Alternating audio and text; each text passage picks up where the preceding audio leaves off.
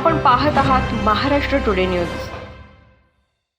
राज्याचे उपमुख्यमंत्री अजित पवार यांच्या उपस्थितीमध्ये राष्ट्रवादी काँग्रेस पार्टीचा युवक मिशन 2024 हा कार्यक्रम पुणे येथे पार पडणार आहे। या कार्यक्रमाला परभणी येथून 100 गाड्यातून युवक पुण्याकडे रात्री रवाना झाले आहेत। ते उपमुख्यमंत्री अजित पवार यांच्या उपस्थितीमध्ये पुणे येथे पार पडणाऱ्या युवक मिशन 2024 या कार्यक्रमाला उपस्थिती लावणार व परभणीच्या विकासाबद्दल चर्चा करण्यात येणार असल्याची माहिती राष्ट्रवादी काँग्रेस पार्टी युवा जिल्हाध्यक्षांनी दिली आहे। महाराष्ट्र टुडे मराठीसाठी ब्युरो रिपोर्ट परभणी। बद्दल तर साकडा आम्ही निश्चितच घालू, पण त्याच्यासाठी विकासाच्या आधी आम्हाला परभणीचा खासदार हा राष्ट्रवादी पार्टीचा निवडून आणायचा आहे। हे जर राष्ट्रवादी काँग्रेस पार्टीचा खासदार निवडून आणला तरच आम्ही विकासाचं साकडं हे अजितदादा यांना घालू शकतो।